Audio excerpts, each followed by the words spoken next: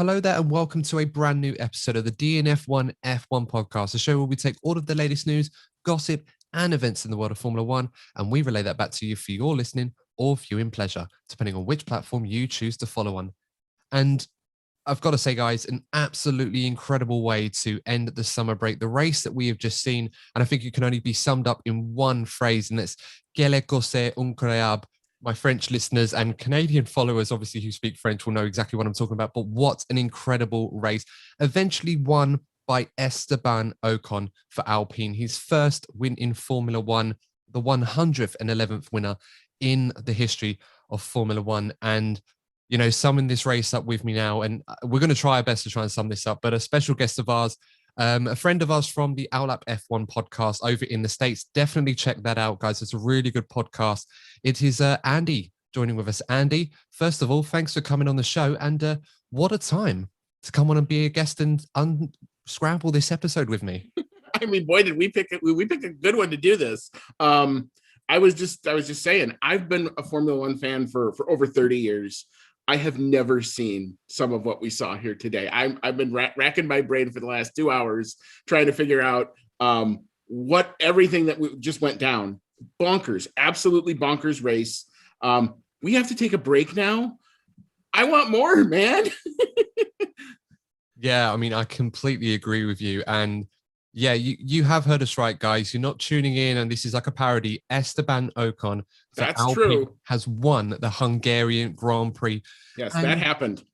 Yeah, absolutely insane. I mean, considering where he started on the grid, Andy, so far down the order, and obviously the form that he's been in of late, I can't imagine even Esteban himself would have woken up this morning thinking, I'm going to win this Grand Prix today. I mean, if you can, obviously, you know, being a Formula One fan and racing fan for so many years, Andy, can you sum up how incredible that race was this afternoon?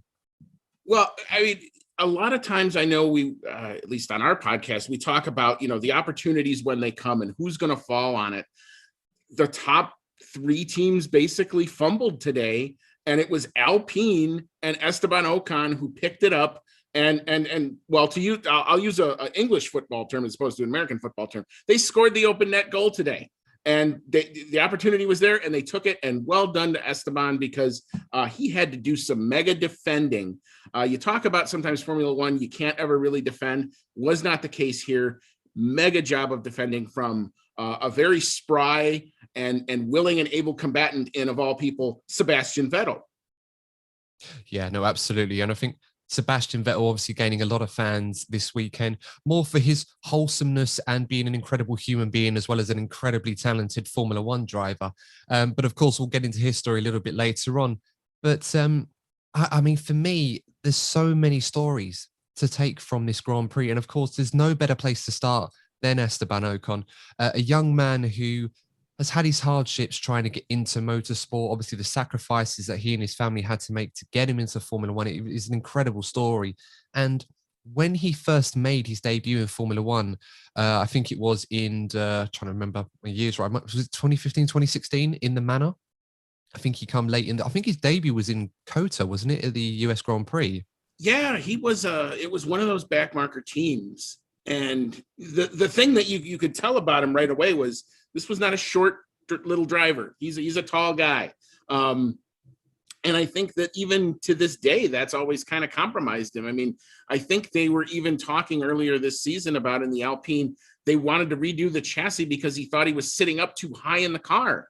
And they thought that, you know, that basically kind of led to some of his lack of form recently. But I mean, just this is an incredible story. I mean, talk about, you know, everyone said once he signed that contract that he basically disappeared. Well, he's back in big time, and Alpine have cashed in mega this weekend. Yeah, no, absolutely right. And of course, if we take our minds back a few years ago, of course, when he was in Racing Point, that battle he had with Sergio Perez all throughout the season, it was one of the huge talking points to a degree, of course.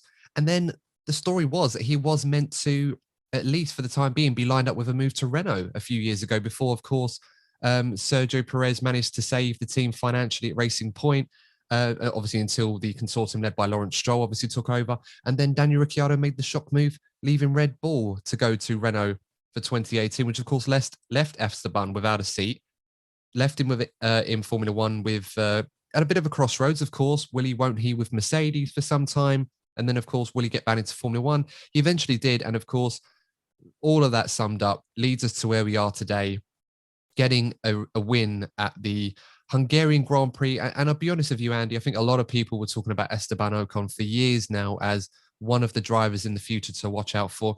Are we seeing today, more than anything else, clear signs that there is still so much talent and potential on this young man's shoulders that perhaps could be a catalyst for him going forward in the future?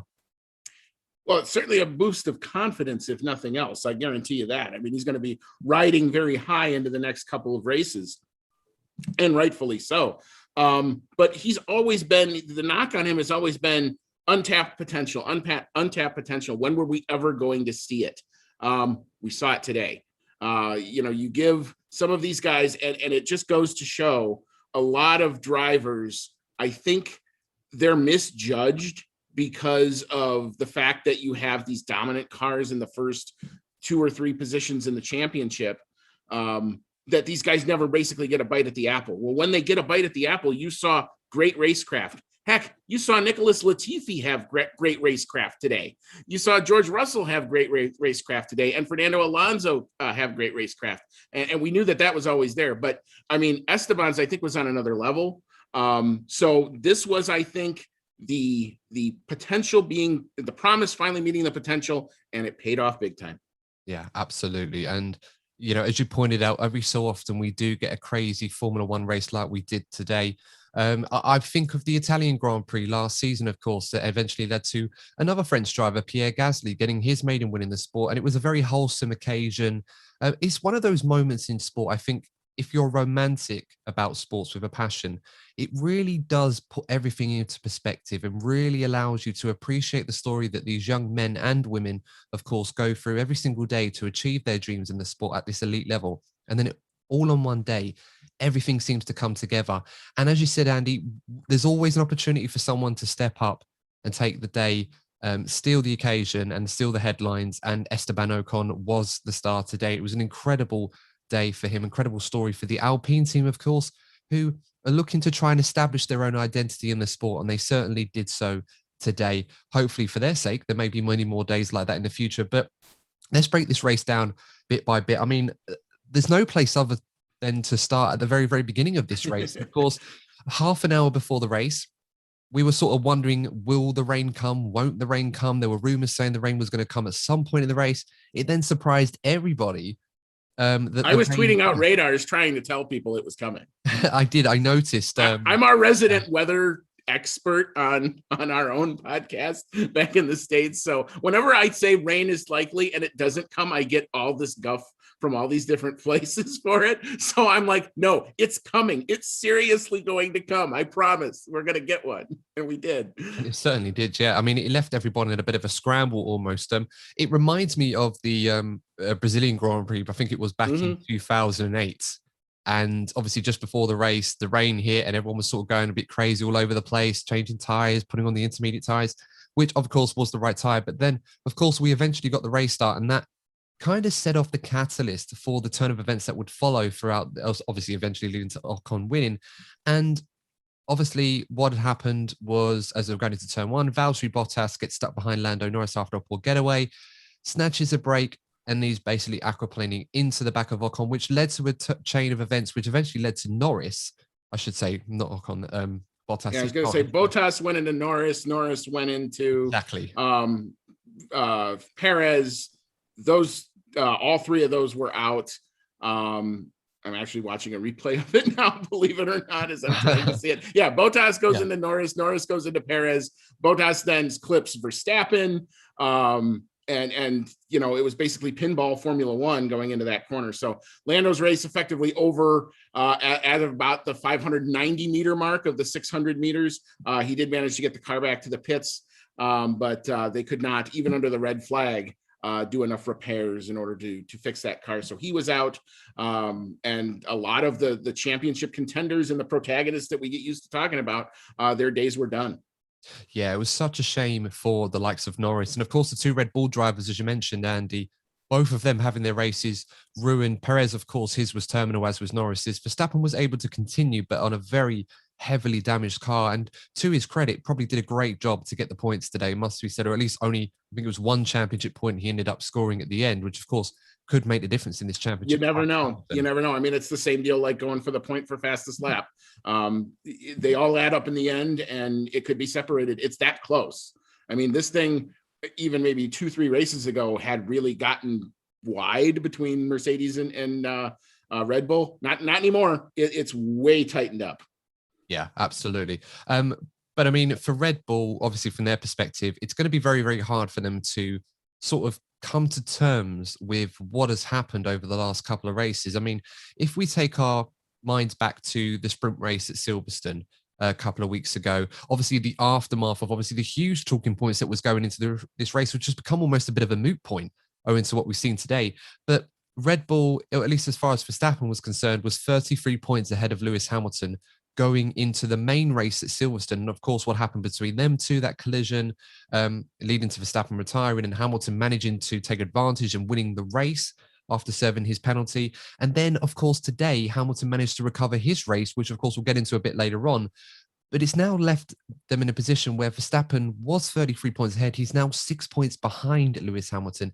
Andy, on the topic of Max Verstappen, and as I said, there's not much we can talk about with him today, obviously, other than recovering from a very difficult situation. But it must be very, very difficult for Max now to go into the summer break after the season he has had, where to some degree, it's hard to look and find many times where Max has pulled a foot wrong this season, and yet probably felt he could have been leading this championship by as much as 50 points. And after what has happened in Baku, which was, of course, that was unfortunate. Silverstone, depends on how you look at it, but unfortunately, he wasn't able to get anything from that race.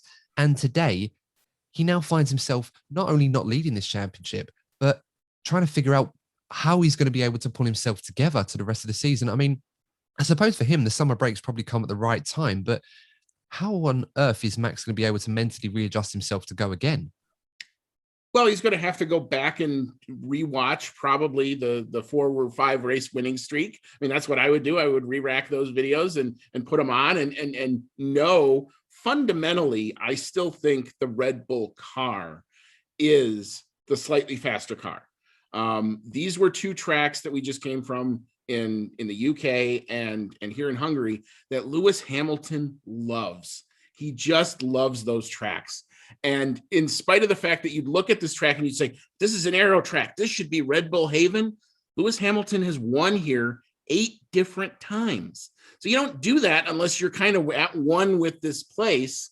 So I expected a bit of a pullback. I didn't expect this. I mean, granted, we can talk about the whole turn 1 thing in the UK if you want to. I think it's been legislated enough over the course of the last 2 weeks. And, today, kind of a bit of an own goal by Mercedes, if you really want to look at it and say, how do you be the only car not pitting with everybody else there? But, I mean, still just a great recovery drive, I think, at the end of the day for Lewis, to get on the podium, to get P3. And if you're Max, yeah, it's a blow, but I think they reset, re-rack, and say, we're still faster. We're now going into 2 power-hungry tracks. You look at the calendar and you say, okay, these were the 2 tracks I would have said would have favored Mercedes. If they weren't going to do well in Great Britain and they weren't going to do well in Hungary, it was championship over. Now it flips back to Max. We go to Monza. Engine power, Honda engine power, mega straight lines. That's where Red Bull's gone ahead. And then you go you start at Belgium, and it's, again, another high power track. And then you go to Monza, again, long straights. Should suit Red Bull, I think, very, very well. So yeah, it's just a matter of getting the head back on right and going again. Yeah, I mean, when we left I think it was the Styrian race, a lot of people were saying that Red Bull potentially is as much as 3 or 4 tenths of a second faster than Mercedes in Max Verstappen's hands. It certainly seems that Mercedes have closed that gap with the new batch of upgrades that they brought onto that car, to a point now where, in Lewis Hamilton's hands at least, it's more than capable of beating Max in a Red Bull. Of course, we'll have to wait and see how this transpires in the other races. But I think what is key about this championship battle now, Andy, is Lewis will certainly count his lucky stars to a degree. I think it's fair to say he's been able to benefit for some good fortune. It's probably been needed in this championship, given how brilliant Max and Red Bull have been up to a point. But now we're approaching the second half of the season between these two. And historically, Hamilton usually goes up to another level in the second half of the season. So to overcome a championship deficit that he's faced this season so quickly, it must be said that Lewis probably will fancy his chances in the second half of the season to sort of consolidate this lead and perhaps at the very least try and hold on to it for as long as he can. Again, it's going to depend on what Max Verstappen does in the second half of the season. The good news for Max, though, is that, as you said, Andy, we are going to go to Belgium next after the summer break. So 4 weeks' time, we're going to go to Spa. We're then going to go to Zandvoort after that. So 2 home Grand Prix, if you like, for Max Verstappen. So that could prove to be the perfect... With a home crowd, I mean, he will have some unreal support. I mean, I'm hoping for no booing, but do you know what? I'm actually going to ask you about this, Andy, because I'm quite intrigued to get a non-British perspective on the booing that we've seen, particularly thrown mostly at Lewis Hamilton the last couple of races. How do you see that going down? Because I know, obviously, if you follow other sports, you're used to hearing certain fans that are partisan to certain sportsmen and women. They tend to boo those that they're up against for whatever reason. I'm never really a big fan of it. But I've heard a lot of that in the past in other sports, so I'm not surprised to hear it in Formula One. But what is your take on it? Do you feel that it's necessary, or do you feel that it's just a part of the sport and we have to accept it? I have literally sometimes two different minds on it. One is, if you've bought, here's my American side coming through. If you've bought a ticket to a race or a sporting event, you have the right to express yourself within limits as you want. As a racing fan, and what a podium and what that moment is designed and has been designed to be, I don't like booing it, because the podium is supposed to be a celebration of the race we just saw and the fact that everybody hopefully has come home safe. That's really what fundamentally what it's supposed to be. So I don't like booing in that part of it. And when that happens, I always cringe a little bit.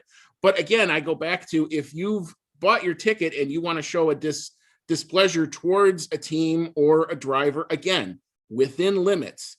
When you take it to certain aspects and you start doing things that are blatantly racist or anything else, I'm not, no, out, you're gone. As far as I'm concerned, security can meet you at the parking lot, as far as I'm concerned. But yeah, I mean, that's kind of where I'm at. Again, as a sporting fan, I get it and I understand it. But as a race fan, that podium, that to me is almost a sacrosanct type of thing. I wouldn't do it then. You want to do it when the drivers are introduced? That's no problem with me.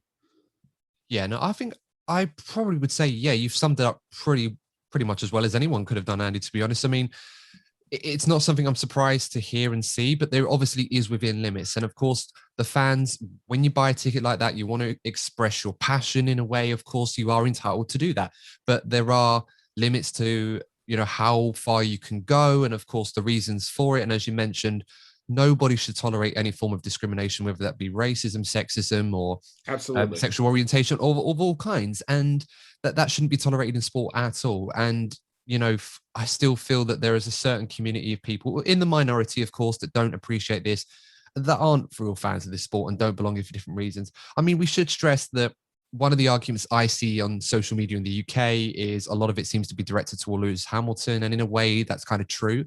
But he's not the only person that has been booed in Formula One. I remember very vividly, I should say, not vaguely, in I think it was a British Grand Prix 2014, I believe Hamilton won that race, and he was talking to Mark Webber on the podium, and he was saying to him, the British crowd, they're really, really good. We don't really get much booing. And this is obviously reference to a few races in the past. And then as soon as the mic was handed over to Nico Rosberg, you heard a loud chorus of boos that followed towards him. Obviously, it's equally not appropriate.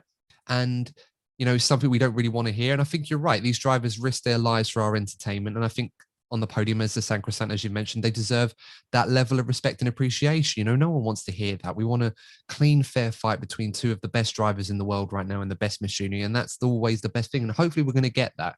So it's going to be interesting to see how this championship unfolds. But I think let's go back to the race itself, because obviously we don't want to turn this into a Hamilton versus Verstappen episode. The big star today, Esteban Ocon, and we'll get back to him in a moment. But You mentioned earlier, Andy, about the restart of the race. Of course, after the crash, Bottas and Lance Stroll, let's not forget Stroll, of course, taking out Leclerc and, of course, damaging Ricciardo's car and amongst other things as well. So both of those two have received 5-place grid penalties for the next race. And I know some people saying, some people have been mentioning about, are the penalties fair? Should we just let it go? But I think in my mind, when you compromise other drivers' race to a point where you take them out of the race, whilst it being a lap one incident, I think you have to give some level of penalty. But I think a 5-place one is probably fair. I mean, how did you see it, Andy? Did you think that was the right call? I hate to go completely 180 on you, but I believe that lap one is when you're supposed to be able to get your elbows out. And I look at what happened to Bottas, and he's a passenger. He doesn't necessarily, he got a bad start. Lando got him off the start. Lando comes across his face and basically then removes all the air. He had no air on his front wing when that happened. And Bottas hits the brakes. The brakes don't have enough air to force down into the track, and he's a passenger. And and look, I'm wearing the Lando hat. I'm the biggest Lando fan in the world. He could have won that race today if it hadn't been for what happened at lap one. I honestly think that. But that's racing, and stuff happens in racing. And I don't want to have the FIA then trying to make it right in the end. It was already done. I mean, Bottas was out of the race. There's no reason in piling on. He's already got it. It was almost self-governed in that case, because they're going to have to change. Mercedes is going to have to change that engine, rebuild the chassis, all that stuff. And yeah, it frankly sucks for my team today. But yeah, I would rather less governance in that instance, because it is lap one. I mean, I don't know what happened to Stroll. I would actually have to want to go back and watch more about what happened to him and what caused it. But I saw Bottas's onboard. He's a passenger. Well, strangely enough, you know, I mean, I'm probably going to have to agree to disagree on that one. The only reason I would say that is because, yeah, you're right. Lando did come across Bottas quite suddenly, which caused him to come off the throttle a little bit. But he then decided to go forward again. And I think at that point, when he committed to keep going forward on the accelerator, everyone started to brake. Obviously, they took their time into turn one. Hamilton was quite careful. So was Verstappen, Perez, Norris, just to avoid aquaplaning. And I think in that instant moment, Bottas had already committed to going forward a bit, and it happens in a second. And at that point, you can't react. You're right. Bottas was a bit of a passenger at that point. But I think, as I said, leaning towards why I think a 5-place penalty is appropriate is because despite that unfortunate moment where things changed against him, and of course it caused him to lock his brakes a bit in aquaplane, and he was a bit of a passenger, what resulted was at least 3 of the drivers ahead of him having their races ruined to a degree, 2 of which obviously terminally. And I don't think you can leave that unpunished. Hence why I think they gave him a penalty for that. If you're the other teams, of course, you'd be absolutely fuming at what had happened, especially Lando, who's been absolutely brilliant this season. And if he'd have made that corner, owing to what happened behind him with Stroll, there's a good chance he may have gone on to potentially win the race as well today. I mean, a few drivers could have made that claim as well. Charles Leclerc, another one. Obviously, myself a little bit disappointed about that, but it is. Yeah, I was going to say, I mean, that again, another 590-meter race. I mean, it's just you know, it's to me, it's I put it in the bin of it's such an unfortunate thing when it happens, but that's part of it. I would rather have the drivers going for those gaps, making the moves, taking the opportunities when they come up, than to then pull back and take that aggression away. Again, maybe that's my Americanism coming through. I come from the school of kind of, and when we were talked before, I said rubbing is racing. That, I mean, it happens. And I would rather see, again, less legislation in the sport wherever possible. Yes, when there's clear violations of the rules, pit stop stuff, safety violations, that type of stuff, that stuff you got to throw the book at, no doubt. I'm not saying that you know, let's not get rid of stewarding or penalties or any of that. No, you can't have the total opposite. But I think in that case, that's racing. I mean, I've seen many races where my hopes have been dashed on lap one and my hat goes flying across the room. It did today. As soon as I saw it happen, I went, oh no, that was both of them. And then I saw Lando's wing under the car and it's sparking. And I'm like, I'm just adding up the damage in my head. And I'm going, Yeah, that doesn't look real good. So again, coming from a big Lando fan who's kind of gutted with the result today, yeah, I'm willing to let it go. For the sake of the sport, I'm willing to let it go. No, that's always a good assessment of it. And I think there does need to be some scope is there to try and find a better balance of this and how to officiate and legislate Formula One racing for the better, because of course we want to see the hard, fair racing, but I do think there has to be a curb on how much contact is allowed before we start getting to the realms of it becoming dangerous. I mean, let's not forget we're in a cost cap here as well, so that's also a big factor. I think Lance Stroll's one was a bit more cut and dry. Ironically, he swerved to avoid Esteban Ocon's Alpine that was just ahead of him, and then ended up sliding off the track and into Leclerc's Ferrari, which of course hit Ricciardo and then set off that chain of events. So it's funny how you look at that race and see how things panned out. I mean, Vettel got a terrible start. But it turned out to be the blessing in disguise for him today, obviously what followed afterwards. But and Ricciardo actually got a mega start because he went, I think, from 11th, I think he was up to maybe 5th or 6th when that whole melee happened. He was alongside Leclerc, I think, on the outside, as well as Norris was. So right. It could have been an even better day. It could have been a brilliant day for McLaren and Ferrari, respectively, if things had happened differently. But, that's racing. As I said, it happens. Let's go forward a bit, obviously, back to where we were with the restart. Of course, the track completely dried up, and there was a bit of a gamble that obviously the drivers needed to make. Now, I think a lot of people wondering why Mercedes didn't call Hamilton in before the restart to put on dry tyres, because everybody else behind him went into the pits for the dry tyres. Was last season, if we cast our minds back, I believe it was the two Hasses that were called into the pits by their engineers. And of course, they got penalties because the engineers compromised the race restart, the FIA rules. I can't remember how the rules quoted, but they got penalties for that. So the drivers this year were responsible for making their own calls. So Lewis Hamilton wasn't sure what to do. And I think, Andy, would it be fair to say he was kind of in a lose-lose situation? Because first of all, I think he's in a. Oh, sorry to cut you off there. Yeah, no, it's first of all, he was the first car to get there, so of course he had to decide without any influence of any other driver ahead of him of what to do. He was the first to approach those track conditions at any point, so he'd be the first to know if there was enough grip for slicks or not. He's first in the race anyway, so he's got the most to lose being on pole position. And on top of everything else, the Mercedes garage, as George Russell pointed out in the post-race interview, is the first one there. So it would have been an absolute nightmare with all the cars following behind pitting to try and get Lewis into a position where he could start at the end of the pit lane in first, because obviously the race hadn't restarted, so they had to take their positions again. Yeah, it was. I think that when I look back on it, it was always going to be one of those situations of do whatever the leader doesn't do.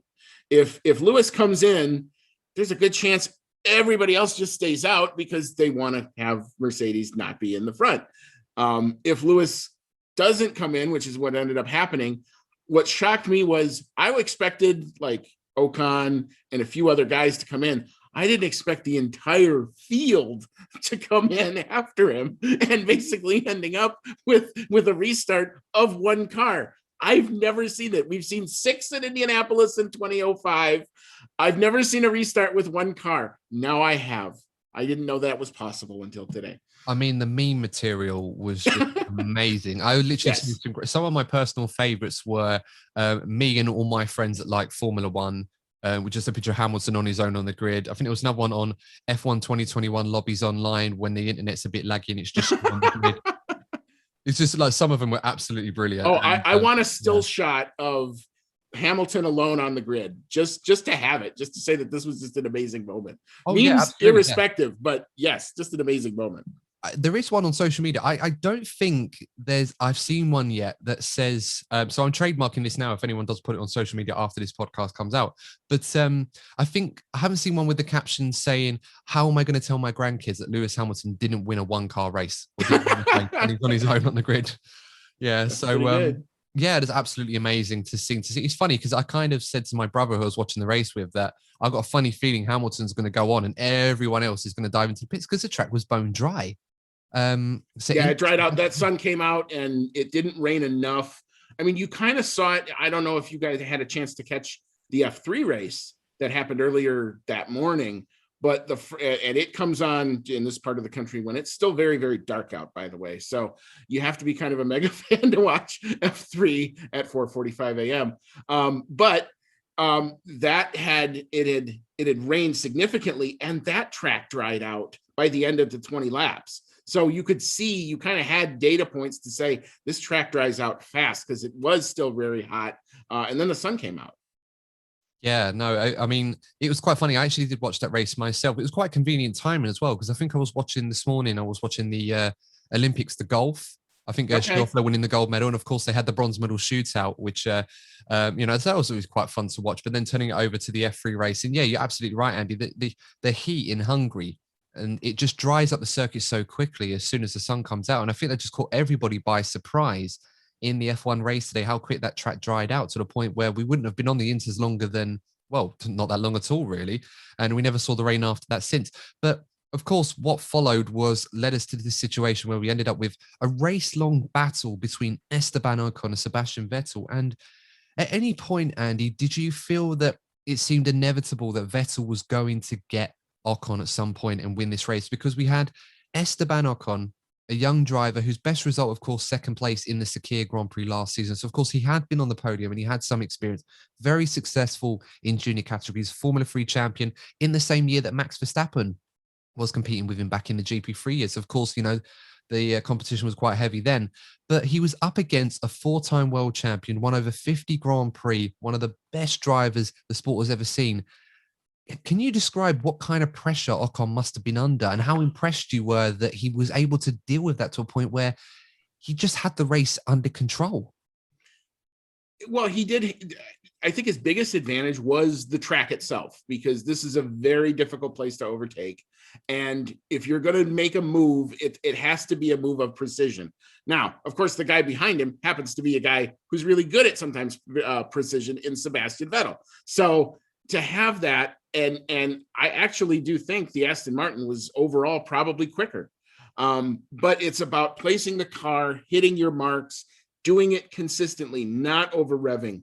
When did you ever see Esteban Ocon and the word lockup uttered? It didn't happen.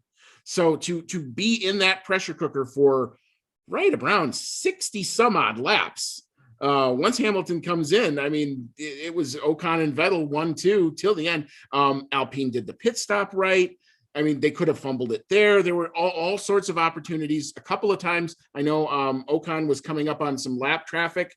Yeah, he had blue flags, but Vettel took an opportunity to do some dive bomb moves, just couldn't pull him off. But it's mega defending, total full respect to Ocon. Because like you said, that's one heck of a pressure cooker.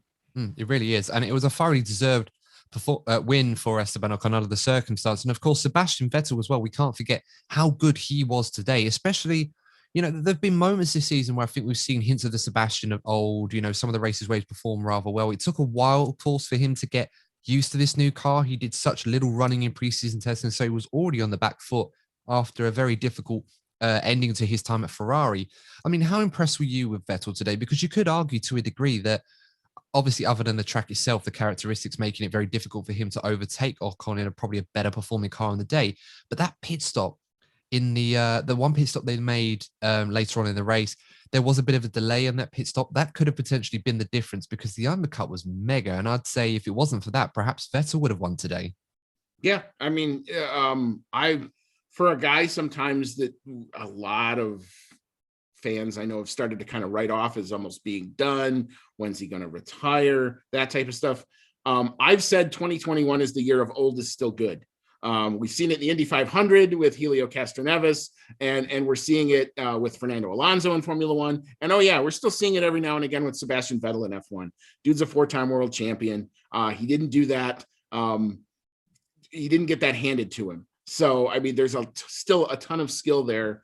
And it's nice to see Seb engaged, motivated, and happy to be where he's at. Yeah, absolutely. And I think on the subject of Sebastian Vettel, I think it's definitely worth mentioning how amazing he has been this season outside of the car, just as much as he has been inside the car. Of course, he was summoned to the stewards after the race and given a reprimand for not removing his shirt during the national anthem. Of course, Hungary have been at the center of some controversy over into some anti-LGBTQ plus legislation that they've been trying to put through, which of course first become public during the European Championships earlier this, particularly when they were playing Germany and Portugal. And Sebastian Vettel, of course, wearing a shirt today saying "Same Love" with the rainbow flag on, of course, with the rainbow mask. I think he had the rainbow logo on his shoes as well. Very much hugely in support of the LGBTQ plus community. So he got reprimanded by the stewards for not removing his shirt during the national anthem. I think his quote was, I'm just reading this now, "I'm happy if they disqualify me for this. They can do whatever they want to. I don't care. I would do it again."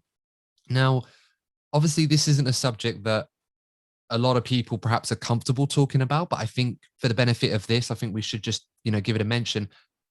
Do you feel that in moments like this, Andy, when we're encouraging our drivers and these people that are role models in our society and from a sporting perspective that have this platform to be able to speak out for the right causes like this one, do you feel sometimes the FIA and F1 kind of shoot themselves in the foot a little bit when they try to promote this mantra of "we race as one," which of course they don't promote so much this year? They kind of remove themselves from that. But do you feel that when they're trying to do this and then certain actions happen like this today, where they try to reprimand Sebastian Vettel for following that mantra and taking it onto new levels as you should be, it just seems like F1 aren't doing themselves any favors with the crowd because they're kind of sending us mixed messages here. Yeah, you can't give the drivers a voice and then pull out the rug from under their feet when they use it. I mean, you either have to be all in on effectively all causes or none at all. And they've opened the door to this. And I think it was the right move at the time. I mean, there's been tons of social upheaval in this country over areas of race and LGBTQ issues over the course of the past maybe even 10 years. And the progress has been amazing. But at the same time, yeah, there should all you had to do was let it go. That's another one where it's like, okay, you knew this was coming. You gave them their platform. You gave them the voice to do it. You can't be surprised when they use it. And I think they should be focusing their energy more on, trying to get behind something like this. I mean, I can understand to a degree, and it's a very little degree at that much, why they're obviously a bit apprehensive about trying to promote these messages that may come across in some degrees to certain people as a political stance, although I don't agree with that. I think it's a bit silly pushing a narrative like that. But at the end of the day, as you said, Andy, you're giving these people a voice to promote the right messages and support the right causes. And you can't, as you say, take the rug from underneath them when they do something that you feel that those that you're trying to work with don't agree with you. Not that I can understand why, but that's the world we live in at the moment. Yeah, I mean, either cause, whether it's LGBTQ rights or it's Black Lives Matter or whatever it is, none of that should ever be politicized. The fact that it does, I think, is just a problem that our world has to deal with at some point and agree to, leave it out of those types of arenas, because when it's in there, all it does is get toxic and the message gets lost. This was nothing more than Vettel using the voice that you gave him and the opportunity to promote rights for people. I have no issue with it. No, me neither. And long may that continue. Obviously, it's absolutely brilliant to see. And of course, it's summed up in a brilliant performance from Sebastian Vettel, which was kind of nice on a weekend like this to support that message. And obviously for him personally to do so well today. But, moving back, of course, now to the race itself, Lewis Hamilton, of course, there was a period in the race where Lewis had made that second pit stop to put on a fresh set of mediums. Even though he was quite far behind, it just had that inevitable feeling like we saw at Silverstone when he did that, thinking, after that first lap he did, I think he set a fast lap 1:18 or something like that. I kind of had this sort of worrying feeling, think he's going to win this race all the way down. I thought he was going to. Yeah. If it wasn't for one Fernando Alonso, who you talk about the rear gunners on Mercedes and you talk about the rear gunner at Red Bull. Fernando Alonso played rear gunner especial today. Mega job of just being in Hamilton's way, using his racecraft, positioning the car, making it hard. Didn't do anything really overly dirty. I know Hamilton came on the radio a couple of times and, tried to, basically wave the flag to say, okay, hey, can somebody do something about it? But he didn't do anything bad. It was respectful, hard, good, clean racing. And I think it was because of Fernando's efforts in holding Hamilton up, because you might be right, Adam. We might be looking at a Lewis Hamilton win. The pace was obviously there in clean air. Once he got into the dirty air, it was another story.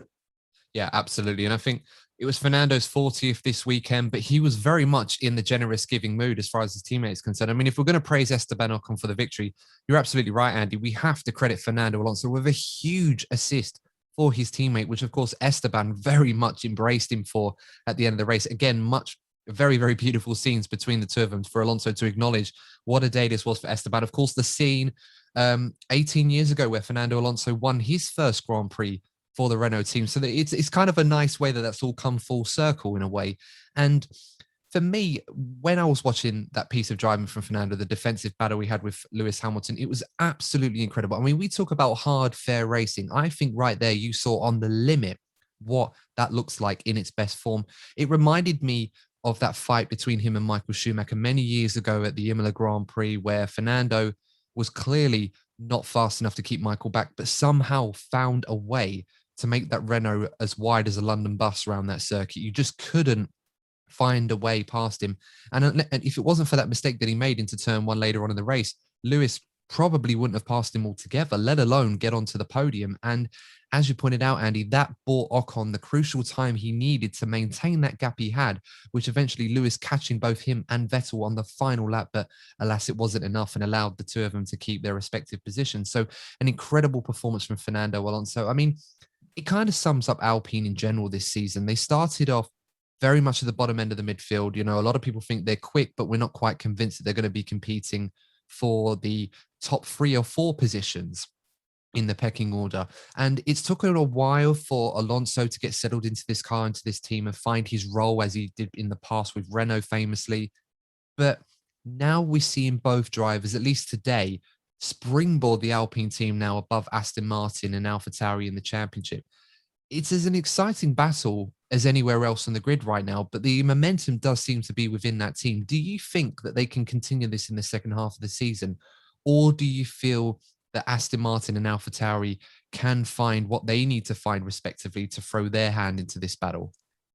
I mean, the fight for P5 is going to be another one. I mean, we've had the fight for P1. We've very well chronicled the fight for P3, but this fight for P5 just now got put on a whole nother level because each of those teams, it is so close. That's what's so incredible about it. It can, from a potential race win to out of the points. I mean, you're talking 2 or 3 tenths in qualifying, probably every race going down to the wire. And it's going to come down to, I mean, I say this all the time on our own podcast, execute. The teams that can execute. Today, Alpine, mega execution. 2.4 second pit stop for Ocon. Great pit stop for Alonso. Alonso being the rear gunner of old and making it incredibly hard on Hamilton. And by the way, the gap down to Hamilton was 2.736 seconds at the end of the race. So it 1 or 2 more laps, and we may be talking about a different result. And it's because of that Alonso teamwork today that it was able to happen. So the teams in that battle for P3, for P1, that can execute the best going down, the ones that don't hamper their own efforts, are going to be the ones that are going to succeed. I mean, it's clearly advantage Alpine. I do think that this was a track that I thought they were going to do well because it's not as power dependent. And I think when you get to Belgium and to Monza, I think that's advantage AlphaTauri because of the Honda power. But after that, if it's a fair fight, I mean, the rest of the tracks are pretty much even, I think, for both teams. I mean, AlphaTauri is quite an interesting one because they started the season, a lot of people thinking they had the best car outside Red Bull and Mercedes, and they never really capitalized on that in Bahrain. They just had a terrible race. And this season, there's been a trend where AlphaTauri are kind of expected to be the team to potentially challenge McLaren and Ferrari, let alone being in that battle with Aston Martin and Alpine. But as the season's gone on, it seems that they've not been able to capitalize on the opportunities, and there's been difficulties getting both of their guys into big point scoring positions. I mean, Yuki Tsunoda, of course, he had a bit of an up and down race today, but of course he managed to get some points on the board. But he had that crash once again. I think it was in the end of, was it practice or qualifying? I'm trying to remember off the top of my head. I think it was. It was the end of the practice. Yes, pre-practice too. You're right. It was in practice. And, and it was another incident for him, of course, where he'd caused damage to the car. And you're sort of wondering, are AlphaTauri going to get this together? Or they're just going to keep making errors? Or we're going to have to rely on Gasly trying to do this all by himself? So what do you think they need to do in the second half of the season to try and put this right? Because it seems that Aston Martin and Alpine are now building that momentum with both of their drivers to a degree. Of course, Alpine in a big way today, as is Aston Martin with Sebastian Vettel and Lance Stroll. What do they need to do, AlphaTauri, to kind of turn this around in the second half of the season to get that P5? I think for that team, their theme needs to be, and they should like plaster it in their garages everywhere. Consistency, consistency, consistency. You know, you see flashes, Gasly qualified P5, which is a really good position. And was probably fortunate enough with all of the carnage today to maintain a good position. Sonoda, again, just be consistent. You don't, like, that's a dude that you can just tell is trying to overdrive everything a little bit. And he's trying to like will the car to do what he wants. And it's just not doing it.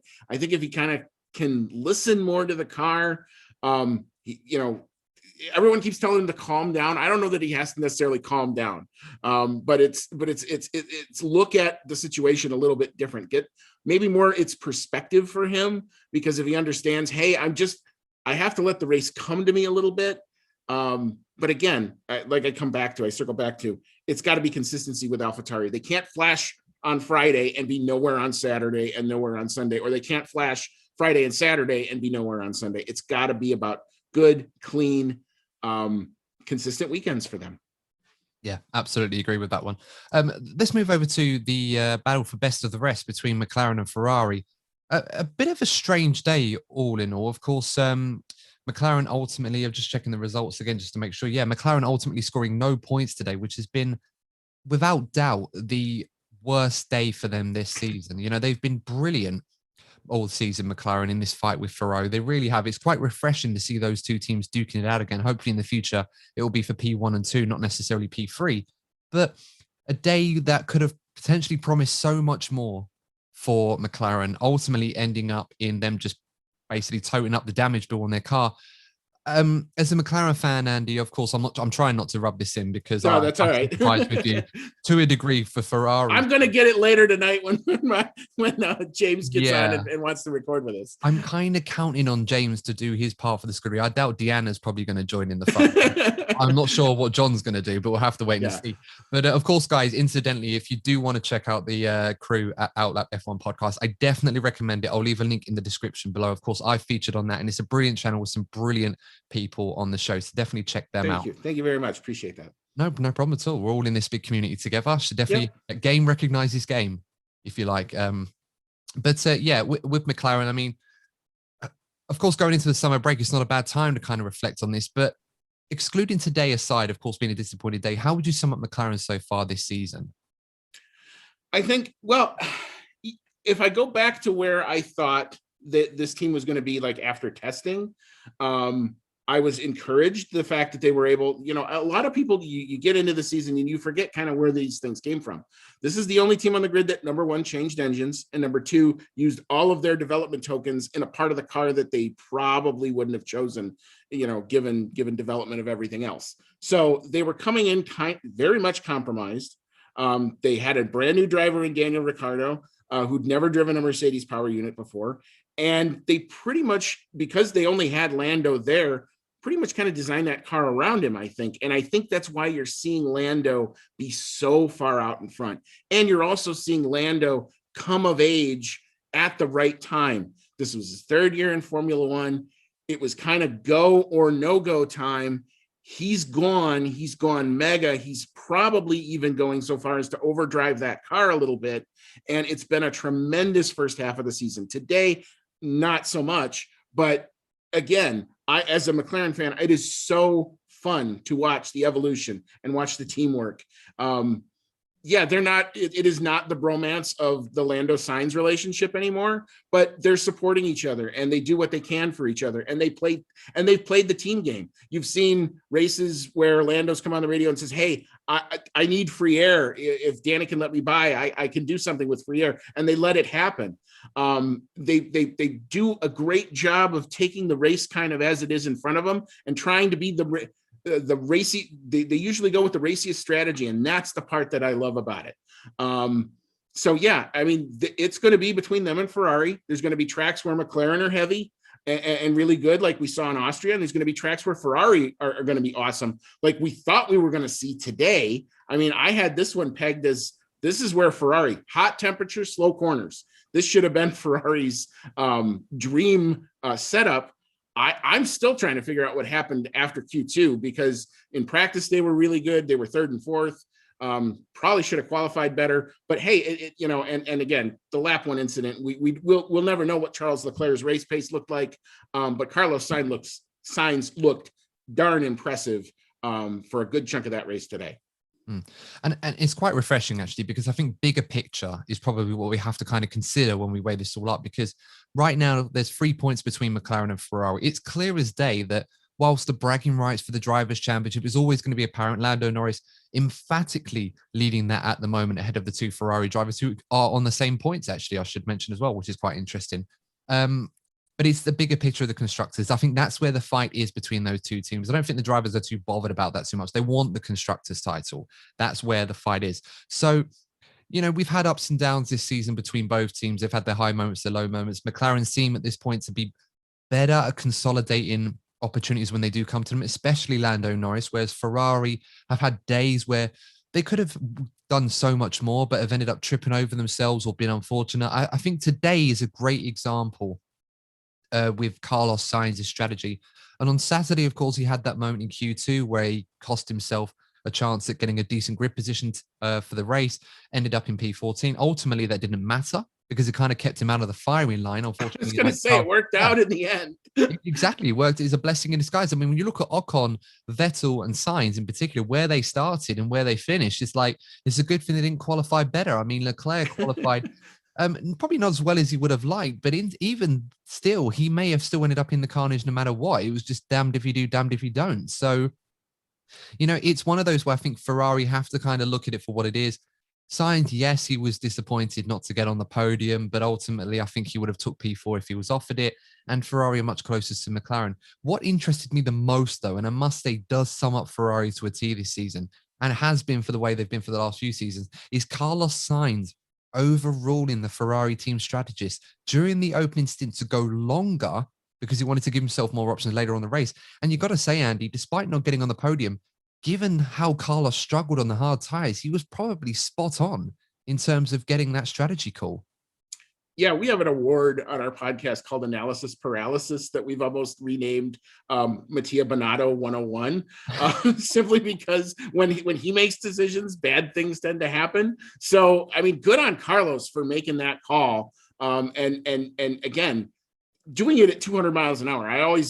That's the part about racing drivers that always will astound me, that they're able to do all this stuff, take in all this data, fly basically a on the ground spaceship with all the buttons on the steering wheel and everything. And basically do their own race strategy at the same time. So brilliant by Carlos today. That was, I think, the spot on right move. It kept him up there. It kept him out in the clean air. By the time they did pit him, he was able to come out in clean air. He didn't get in one of those DRS trains. We saw the difference. Hamilton and Verstappen were basically together. Hamilton got through that traffic. Verstappen didn't. And that's what happened. Yeah, absolutely. And you're right to point out how, Ferrari have made these mistakes in the past and how it's always strange that they seem to trip over themselves or ruin their own races by these split decision calls. And I'm like you, I'm incredibly impressed by the drivers being able to have these incredible IQs behind the wheel and the racecraft that they obviously possess whilst they're doing 200 miles an hour. I mean, I'd like to see that sort of thing more often when drivers take the initiative of their own strategies. Of course, they're going to be using practice sessions to optimize the strategy so they know what race plan they should be running. And Ferrari, famously have as plans all the way from A to plan Z. That's Ferrari. And I've never known a race where of recent times where Ferrari have stuck to plan A. I remember the British Grand Prix where I think they said to Leclerc, you're on like plan F or plan G or something like that. And I thought, well, first of all, who comes up with that many plans for a race? And secondly, how many of those plans at the British Grand Prix did Ferrari have, which had Charles Leclerc winning the Grand Prix with 10 minutes to go? Probably not many. Yeah. I mean, you can do your game theory all you want, but it's at the end of the day, again, Carlos took the race for as it came to him. He wasn't looking in a book for a certain page of this was the scenario we found ourselves in. He read the track, he read the conditions, he read the race and who was around him as he was right and did it right today. So again, I give, you're going to, at some point, Carlos Sainz has got to come off of that list of the most underrated drivers in Formula One, because I saw it with McLaren in the 2 years he was there. The dude is the goods. If you can give him a car that's stable and he likes to drive it, it might be really good for Ferrari come next year if they get that car right. Absolutely. And the recruitment, it must be said, has been spot on. I know there was a lot of questions over the nature more than the decision to remove Sebastian Vettel from the team at the end of last season. But they've certainly done a brilliant job in selecting Carlos Sainz. And I think a lot of people probably saw this coming, given how impressive he was in his debut season with Max Verstappen at Toro Rosso. But it just took a while for that to come to fruition. And I think we're now seeing it at Ferrari. When you weigh it all up, both teams, McLaren and Ferrari, have obviously had areas where they've been fantastic, areas where they probably need to consider improvement on, to the point now where there's literally nothing between them going into the second half of the season. And best case scenario, they optimize both of those flaws that they have and improve their strengths even more. I can honestly say this is definitely a battle that's going to go all the way to the very end of the season. I really hope it does. But Andy, of course, we're going to have our favorites on this one. So we'll just have to say, may the best team win, I suppose. Yeah, absolutely. I mean, it would be nothing better. I would be totally happy if we had 4 legit constructors at the top of that field, duking it out. One wins one weekend, one wins the next weekend. That's what you want. Whether it's Mercedes, Red Bull, Ferrari, or McLaren. I'm all in on that game. Sign me up. Yeah, absolutely. And owing to the finances and the facilities that the teams have, you could say, yeah, almost every team on the grid can throw their hat in. But these are probably the 4, I should say, in particular, that you would expect to be leading this fight. And let's hope it does. It really would be amazing if we had 8 cars fighting for the Drivers' Championship. That would be really something special. It could happen next season, so I have to wait and see. Let's move on further down the grid. An incredible day, it must be said, for the Williams team. Massive congratulations to the Williams team, getting a double points finish, taking them to 8th place in the championship. And Andy, I'm going to get into the drivers in a moment, but what a day for them. I mean, this could potentially be the day where Williams confirm P8 in the Constructors' Championship. Oh, absolutely. I mean, they overtake. I mean, the battle with Haas is over. That's done. They're done and dusted. They're clear of that. They are now above Alfa Romeo in the constructors, which is an amazing job, amazing drive for both drivers today. I had alluded to Nicholas Latifi showing great racecraft. He did everything he needed to do to come home 8th place. George Russell kept Daniel Ricciardo behind him for a good chunk of that race. And Daniel was pushing and trying to get further up in the points before his tires died at the end. But mega defending from that. By the way, he also kept the world championship leader at the time, Max Verstappen, behind him for the entirety of the race. So, I mean, just amazing drive for Williams. I've seen some of the interviews with George Russell, the emotions, that stuff is real. You cannot fake that type of stuff. When the mechanics are out there going berserk in the pit lane, it's because of all the hours and the wrench time that these guys and girls put in to making those race teams work. For a team that's had so cataclysm at the top, new ownership come in, nobody knew if they were going to be able to even be keeping their jobs at the end of last year. To have all that now come together with new investment. Don't sleep on Williams come these new regulations. If they get it right, they might be back in the fight for somewhere big too. This is a team that has been in Formula One for a long time. They haven't forgotten how to win, and it was great to see a lot of effort get paid off today for that team. Yeah, absolutely right. I mean, I don't think Williams have probably ever celebrated a P8 and P9 as much as they have done today. And it was fully deserved. This has been a long time coming for Williams over the last couple of years. The struggles that they've had financially, almost to a point where they could have gone out of business in Formula One altogether. Of course, Frank Williams and Claire, his daughter, obviously had to sell up their stake in the team to keep it going with Doralton Capital. But since then, they have been going on an upwards trajectory. And on a day like today, when it just all comes together for them, and have had so much misfortune when they've been in similar positions in the past, it's so great to see that finally coming together for them. And I really hope it translates in that trajectory continuing to rise in 2022. It's an incredible facility that the Williams team have. I definitely recommend visiting it for a tour. If you're ever in the UK, Andy, I definitely recommend it. It's one of the best facilities of any team in Formula One. There's great people there, and there's absolutely no reason why Williams can't compete for championships in the near future. That's such a rich racing pedigree, particularly in the 90s and the 80s. There's no reason why they can't. But I mean, Nicholas Latifi started off the week in a tank. Not sure how that happened. That's true. I'll be looking forward to his YouTube channel to find out how that happened. The memes kind of made themselves. I was thinking Latifi's first strategy, like, shoot like the rest of the competition, serve 180 seconds worth of time penalties and then win the race. Yeah, a very strange one. If you don't believe me, guys, check out social media and write Latifi tank. You won't be disappointed. Yeah. But he was by far today his best performance in a Formula One car, Nicholas Latifi, getting those points. But George Russell, of course, there's a biased interest for me as a British fan, a lot of British fans. George Russell, for so long, has been trying to score points in a Williams. Of course, he got championship points in the Mercedes at Sakir last season, but this is something that has eaten away at him for a long, long time. Will he ever be able to get points in a Williams? He comes so close, quite a few occasions, not just this season, but last season as well.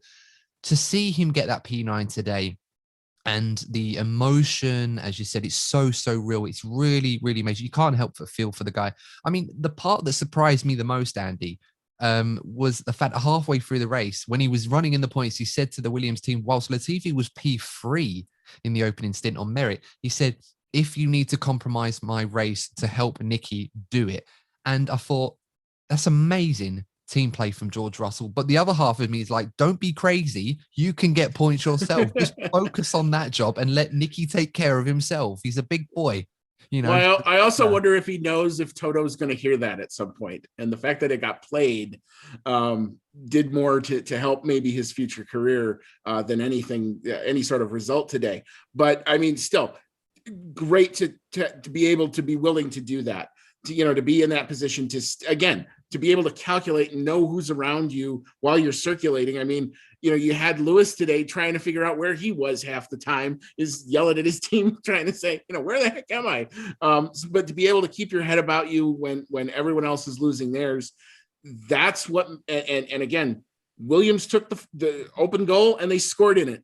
We've seen tragically what happens sometimes when Williams gets close to the points and they find, I always sometimes use this phrase, new and inventive ways to throw it away. That didn't happen today.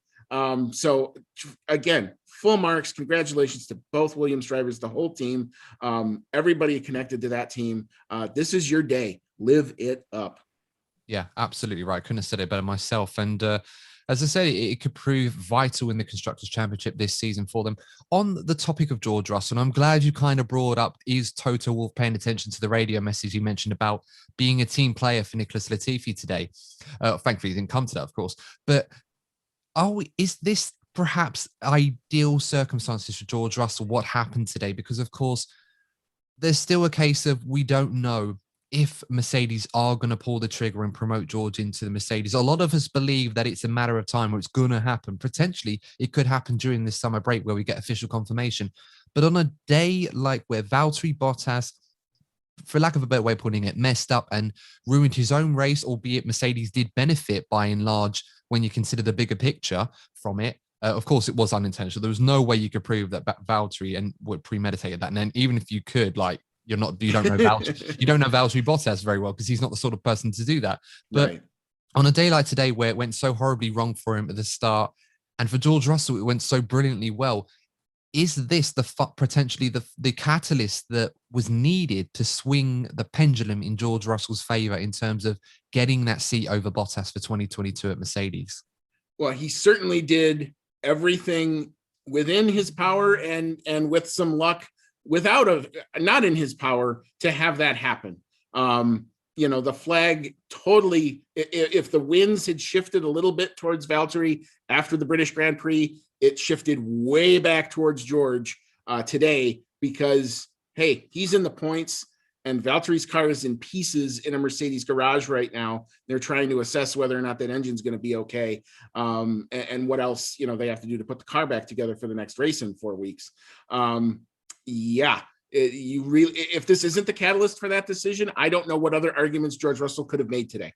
No, absolutely. And I don't think there is much more George can actually do. I mean, Ironically, this was the first time this season George has not made it into Q2 and beyond. He went out in Q1, which, to be honest, Mr. Saturday turned into Mr. Sunday. Good point. Great catch. And you know what? You score the points on the Sunday, not the Saturday, unless it's a sprint weekend. So it's sort of all come home for George Russell today, and I'm really hoping that the senior personnel at Mercedes do take this on board if they did still have doubts over whether George can deliver. And I think in more competitive machinery, we're going to see the best of George Russell.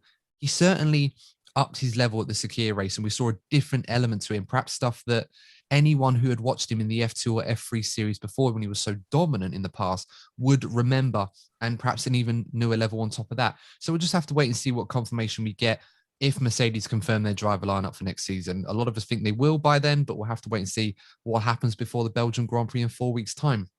A quick talking point we should probably have on Alfa Romeo and Haas today. I'm going to start with Haas because it's probably a bit easier to talk about them.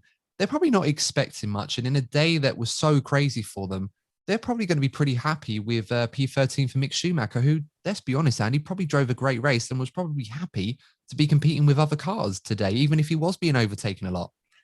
Yeah, you talk about racecraft. This was a chance for Mick to show everybody what he's got on a big stage with other cars that aren't necessarily his teammate.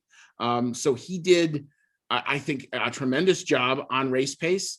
I know no one else will feel bad for Nikita Mazepin, but I kind of sort of do because he kind of got a raw deal today. I don't think he would have turned it into much, given where I think his relative talent level is on the grid. But Giovinazzi just kind of took out his suspension. He didn't really do anything wrong while he was trying to come in for the pit stop there. So, I think probably a decent day for Haas. I'm sure they would have loved to have, thrown some sort of a joker into it and somehow managed to get points. But, this is not a bad day for them. And they are just counting down the days until the season ends.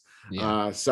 When you're in that position, hey, at least Mick got to have some fun today. The team was probably a lot more engaged than it normally is. Yeah, absolutely. And of course, the way the weekend started for Mick, where he had that off in qualifying as well, or practice free, I should say, not qualifying. It's been one of those seasons, I think, for Mick, where we've seen signs of potential and quality in his driving, but he has had moments where when he's got it wrong, he's got it really wrong. And it's usually ended up in a hefty repair bill. Ironically, probably given the way that he's got into Formula One, Nikita Mazepin's dad has probably been paying for. That aside, I do agree. I did feel for Mazepin today because, he was kind of caught in a catch-22, really, because Giovinazzi, even though he was released at the wrong time, if he wasn't, he'd have been blocked by both Haas. Yeah, they were double stacking. So it's a no-win scenario. I mean, exactly. It's just set up that way as a whole horribly no-win scenario for those guys. And to be fair, the FI and the stewards are probably grateful they didn't have to rejig the order too much because, of course, they all had to take back their positions, which is why George Russell ended up potentially in a position where he would be in P1, but he had to let cars go past him because he'd inherited positions before the restart had officially got underway. That was quite fun at the time, but then I forgot about that when he started moving back and I thought he had a problem. Thankfully, he didn't, and he was able to carry on. But so not a bad day for Haas, all things considered. But Alfa Romeo, they will be looking on this day as a very difficult day, not just because they were unable to get some points, but critically, that P8 that seemed to be theirs to lose, I can't see how they're going to get this back unless they have a similar day that Williams had, because now it's gone. You probably got to put this down to saying Giovinazzi and Raikkonen just didn't put themselves in the position to take advantage of the situation, and it's cost them perilously today. Yeah, Kimi probably with the most frustrating P11 of everybody, because there was so much opportunity for scoring points when it wasn't necessarily on offer.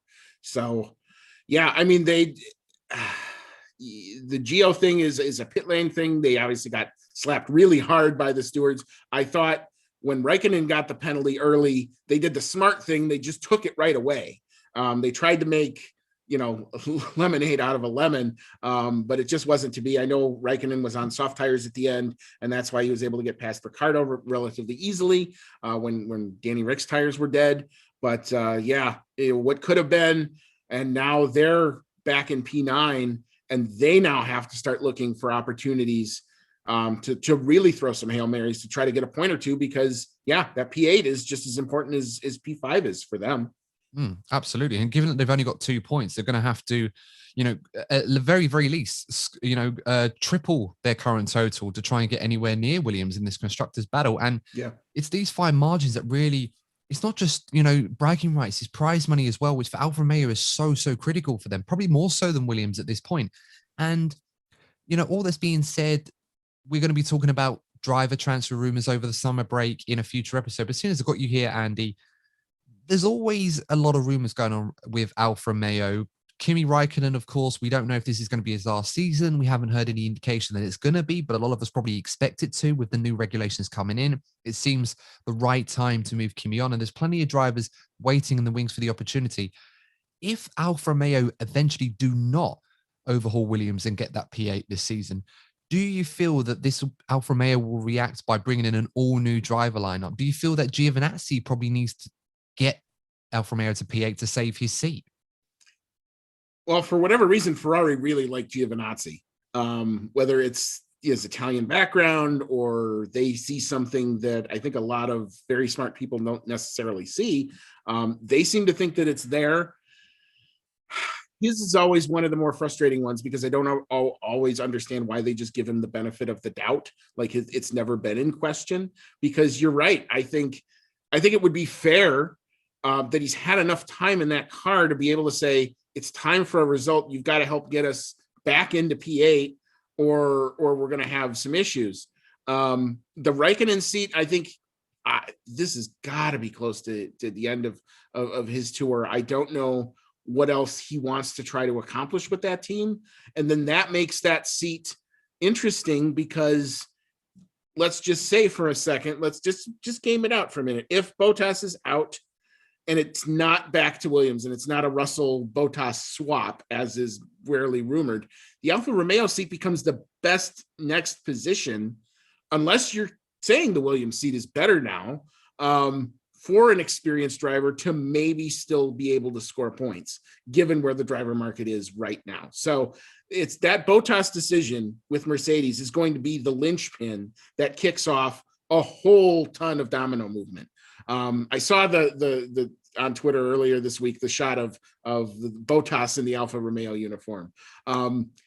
It fits and it doesn't fit. It fits because he's going to bring real world experience and winning attitude to a team that doesn't have it, but it's a Ferrari engine versus a Mercedes engine. And he's going to be back to basically F1 101 in a new car with new regulations and now trying to figure out a new power unit. That's a tough ask. I don't know if he's up for that. Yeah, and like many driver transfer specials or silly seasons, as we like to say in Formula One, there's always one transfer saga that tends to be the cork in the bottle and tends to be a domino effect that follows after that. It does seem that Mercedes seat is going to be that domino that eventually, when it falls, the rest of the driver market probably will start to take shape for next season. But of course, we'll have to wait and see how that pans out. As a final thought for this episode, Andy, I'm going to ask you, of course, what you plan on doing the next 4 weeks whilst we wait for the next race in Belgium. I'm curious because I need ideas of how I'm going to occupy my time rather than tearing days off my calendar until I eventually get to August 27th.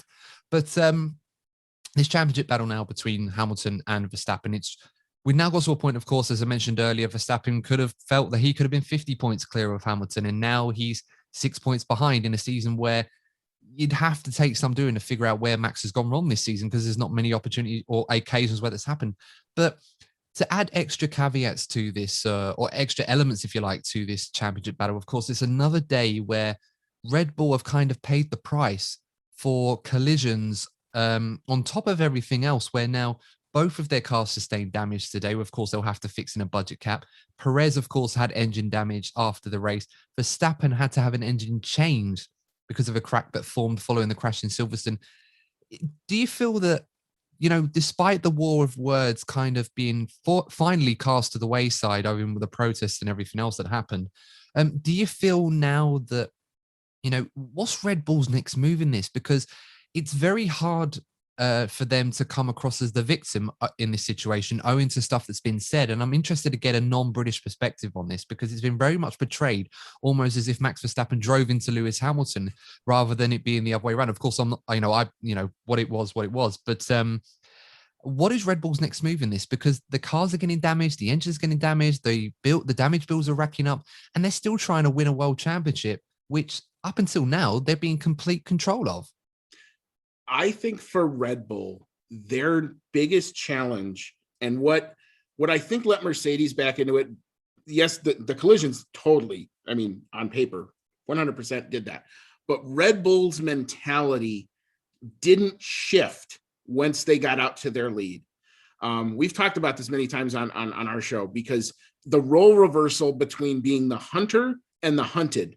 Well, now Red Bull gets to go back to being probably where they're most comfortable, and that's being the hunter, being the one taking the gamble strategy, making it more racy, trying to put pressure on Mercedes to do that type of stuff. When they got out in front, they kind of kept their hunter mentality, and that's why it almost looks like, when they're complaining about the British Grand Prix and the whole turn one and the Alex Albon reenactment and all that, it's still them being the hunter and not the hunted.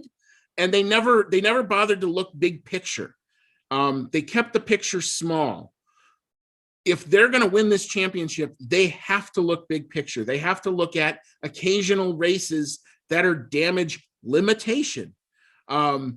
If Max backs out of that corner, even if Lewis gets that corner and Max backs out of it and he finishes P2, we're still talking about a Red Bull 1 in the constructors. We're still talking about a Red Bull 1 in the drivers' championship. End of story right there. They have to take on a bit of the Mercedes mantra and look big picture and not take every race as it's all or nothing. It's all or nothing. But that's also why I think a lot of teams love Red Bull, because they do that. But at the same time, you're not going to beat Mercedes because they're not going to go away. They didn't go away. This has been the most vulnerable that they've looked at. And we get to the summer break and Mercedes is P1 in the drivers and Mercedes is P1 in the constructors. I don't know how the heck we got there, but we got there. Yeah. Because And for me, if I'm Christian Horner, I start going to the Toto Wolff school of driver management for team management and everything else, and look big picture, look farther, look 2-3 races ahead, because that's how they're going to do it. If you're going to take it from Mercedes, you got to play it their game. I think Mercedes has got enough in the CV to tell you that game works. Yeah, absolutely. They've got 7 world championships to prove that system works. And yeah, I totally agree. It's one of those where I find it interesting with Max Verstappen, because as brilliant as he has been this season, I think by far this has been his best season in the sport. We're seeing a new dimension of Max that we always questioned when he was going to be in a position to win a championship. Does he have the nerve and the discipline and the mental toughness to really dig it out when he's had to? And he's certainly going to be tested in the second half of the season, given where we thought he was going to be versus where he actually is in this championship. And I've got to say, I'm really intrigued by this kind of concept of Max Verstappen doing perhaps what Lewis Hamilton had been doing up to a point this season, where he sort of looks at the bigger picture and think, is it really worth losing 7 points? Is it really worth losing 25 points versus losing 7? Now, of course, I argued at the time, I think Max was right to go for that. And in a way, so was Lewis. But it just seemed that the both of them weren't going to make that corner at Copse. And of course, what happened. Max lost out big time. Lewis was able to recover after he took the penalty and get the win. Fair enough. You can't do more than that. In terms of the protest, I've got no problem with what Red Bull did in terms of trying to get the penalty increased owing to the methods of the protest, although I find them absolutely hilarious when you think about it. I mean, Alex Albon. I do feel for Alex Albon, but a fair play to him. I'm never going to, if I was him, I'd never turn down an opportunity to drive in a Formula One car on a sunny day at Silverstone, despite what he was trying to achieve on the filming day, if you like, as Red Bull were calling it. But I did get a snippet from the report that Red Bull sent to the FIA when they tried to prove the simulation data that they corroborated did match up with what Alex was doing. My favorite part of this, Andy, I'm going to read this, and from the quote, they basically said, we couldn't achieve the speed Lewis did on that line in terms of conditions.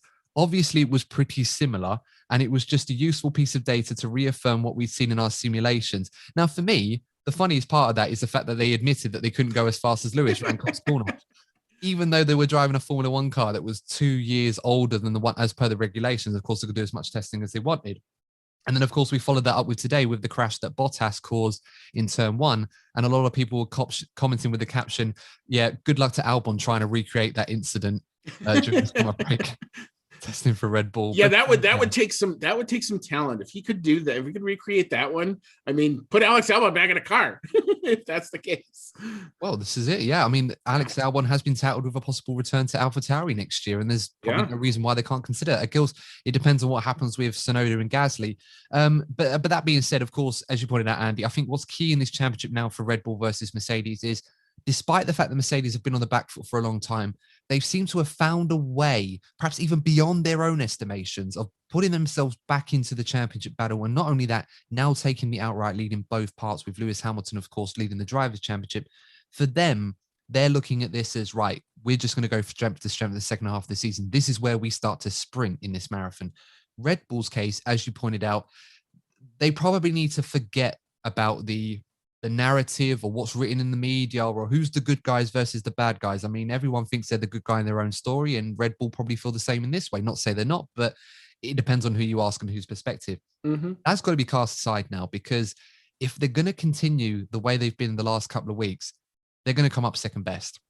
Mercedes know this. Toto Wolff is as good as anybody at managing this situation. So for me, if they're going to come out on top, they need to reset, go again, and drive and perform the way that they were the last couple of races before Silverstone, because then nobody could touch them.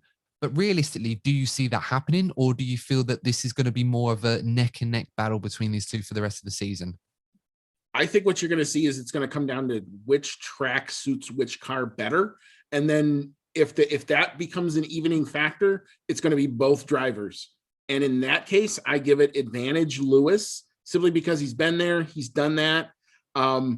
I always, whenever anyone asks about what I think about Lewis Hamilton, I always say, look at the span of races in the year that he lost the championship. Watch the races after Malaysia in 2016 against Nico Rosberg. You want to talk about dominant, even against his teammate, who ultimately did win the championship. Rosberg wasn't anywhere in the same picture. And yeah, Rosberg finished second in all those races and did what he had to do to win the championship. Fair play. That's how it works. But that when Lewis gets pushed, he's on another level. Red Bull have pushed him. We've now seen the level come up. Can Red Bull match that level of intensity? We've seen the games even start in the pit lane during the qualifying in Q3. Lewis ain't going to stop doing that stuff. So, Max, it's on you. You have to now show the mental fortitude to play in that arena. And Red Bull have to show the mental fortitude to look at a slightly bigger picture and realize that they're the faster car. All they kind of have to do is really just mark Mercedes. And if you go at it that way and not go with we're either first or last, Red Bull could still win this. It's on. And that's what's so fascinating about it. I honestly don't know what's going to happen in the second half. I'm all here for it. No, neither do I. And I can't wait for it either. And I'll tell you what, Andy, you mentioned what happened in qualifying yesterday with Lewis.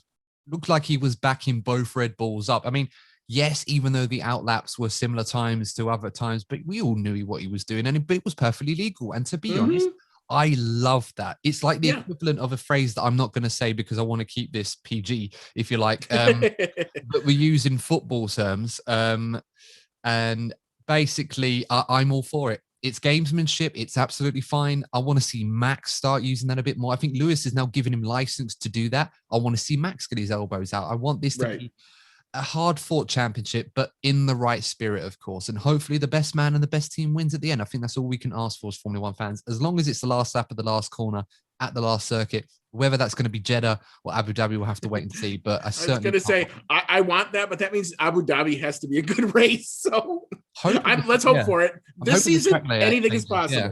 I'm hoping the track layout changes actually give us that. That's true. That's a wonderful, fair point. Yep. I'm hoping it doesn't go to Jeddah. I can understand if it has to because of COVID situation over then, quarantine rules, etc. But I'm not confident that Jeddah is going to give us that exciting action. I just feel like it's going to be a Valencia type circuit, but with much bigger cars. Yeah, and there's a whole lot of other stuff around that venue that makes me nervous. But hopefully, I'm wrong about all that, and everything goes off without a hitch. Yeah, absolutely. Before we do go, though, I was going to mention this because I did mention to you earlier that in the conversation. Just Bobby Epstein, obviously, for those who don't know, head of the operations at the Circuit of Americas in Texas, was at the circuit in attendance today. Now, the rumors have been going around that the future of the Japanese Grand Prix at Suzuka is under serious doubt. And of course, as anyone that's been following the Olympics will know, it's been quite a problem for the athletes and spectators where we've literally got no fans out there. Now, I wanted to ask you, Andy, is there any news going on about the race at the Circuit of Americas being a double header? Because on the website at COTA, they are saying there's a provision at the moment where they're going to have a double header, but of course the finer details are being confirmed from what we understand. Is there any news being reported that perhaps could indicate that this is going to happen? So you happen to have a Circuit of the Americas season ticket holder on your show today. So I'm usually the first one that gets kind of anything when it's official. I have not been given anything official. Now, here's what I would tell you. The F1 Experiences site, which provides kind of the high end, want to spend 30,000 pounds and go, into the garages and meet the drivers and all that. They have on their website the air quote Texas Grand Prix and a spot right around the Japanese Grand Prix already on their website. Bobby Epstein went over there probably for two purposes. One, they still got to get a deal done for Circuit of the Americas beyond this year. This is the last year of that contract. So whether or not that race actually continues at that venue is still in some doubt. I think if they end up packing the place with 200,000+ people, it's a done deal. They're going to get it done. But the other thing is Bobby Epstein put his hand up and said, if you need us, we're here. Well, if Japan is in doubt and maybe Mexico is in doubt and maybe Brazil is in doubt, you've got 4 dates and you want to still have a 23 race calendar. Circuit of the Americas is there. Texas is still open. Yes, we have some of the Delta variant going on in America, but it doesn't appear to be curtailing anything sports venue wise. The kind of consensus is it's a little bit kind of like you get your vaccine passport and that makes your ticket work type of deal. So they're going to still try to do it safe. I still have plans to be at COTA for Circuit of the Americas 1. And I was just on our group chat on Outlap this weekend, telling everybody, hey, it may have a name. It may be called the Texas Grand Prix. So nothing's been official yet, but it's leaning much more towards that more and more days go by. No, and that's good to hear. And of course, it's a similar situation to the UK, of course, as you would have seen. Obviously, we just had the European Championships in football. And of course, we had a massive crowd for the final at Wembley of around, I think it was 65, 70,000 people to watch the game. So we're kind of managing it on the same scale as I'd imagine they are in the US. But, as much as I would hate to lose the Grand Prix like Japan being one of my circuits at Suzuka, favorite circuits at Suzuka, Brazil and possibly Mexico as well, which would be a shame. I'm not going to lie. I'm kind of intrigued by the prospect of a second race at COTA, and the Texas Grand Prix does roll off the tongue. It really does roll off quite nicely. And the Americans, of course, like yourself, they love their motor racing. And it's been quite a revelation having a circuit of the Americas at Texas, one of the best tracks on the calendar. So we'll just have to wait and see what happens. But it's certainly exciting. And I certainly hope Bobby's able to strike up a deal to keep that circuit on the calendar. There's absolutely no reason why we shouldn't have a race in America, especially with Liberty Media. Of course, it's a market there that they haven't tapped into in Formula One for a long time. Even when we used to have races in Vegas, I think it was, and I think it was Detroit as well, we never really tapped into that market too much, except for Indianapolis on occasion. But yeah, absolutely. So it's good to hear. We'll obviously have to wait and see what developments come forward. But I think that's probably all we got time for, actually. Andy, absolutely fantastic having you on as a guest. Of course, yeah, this was a ton of fun. I totally enjoyed it. Great to be here. So did I as well. It's great. We'll have to have the others on for an episode in the future. But guys, absolutely, I definitely recommend checking out Outlap F1 Podcast. Great people on there, as I said, Andy, Deanna, James, John, brilliant people on there. Definitely recommend checking out that episode. And of course, you guys are going to be recording your Hungarian Grand Prix review later tonight. So I'll certainly be looking forward to hearing that one when that goes live. Yep. We'll be on in the wee hours of the morning, but we always try to get our stuff out for what we call British breakfast. So hopefully it drops right around the time you all in the UK are waking up and can get your headlines. And sometimes we're tweeting along with people like from the race and whatnot, when they're putting out their articles on Monday morning, we're posting our stuff. So we do it. We love to do it. We do it because we love the sport. It's awesome. Check us out at Outlap F1 Podcast. And you can also find Deanna's Relap channel. She'll have her immediate quickie race reaction probably out sometime later for in the US this afternoon, or for you guys in the UK later tonight. So check that out. That's at Relap F1. So yeah. Check us out and send us your thoughts. We put our fans' thoughts right on the show and we react to them. So we love the engagement. Absolutely. And they're very brilliant at doing that. I can testify that myself. Andy, just for the benefit of our viewing and listening audience, where can they find you on media platforms? You can find me on Twitter at AFP3626. You can find our show account at Outlap F1 Podcast. Yeah. So check us out. That's where you find my F1 rantings and ravings and all sorts. Sometimes Chicago sports stuff, because I live in Chicago and we have a very rich sports history here. So if it's something non-F1 related, that's usually what it's about. Absolutely brilliant. And of course, guys, you can find Outlap F1 Podcast on YouTube and, of course, all major podcasting platforms as well, depending on if you're watching or listening. But that being said, guys, thank you so much for tuning in. Really, really enjoyed discussing things with Andy on the Hungarian Grand Prix review.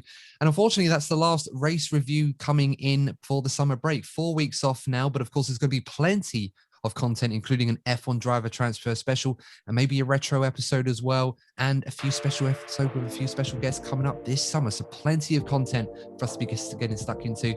But until next time, guys, thanks so much for tuning in. Take care, and we will see you in the next episode of the DNF1 F1 podcast.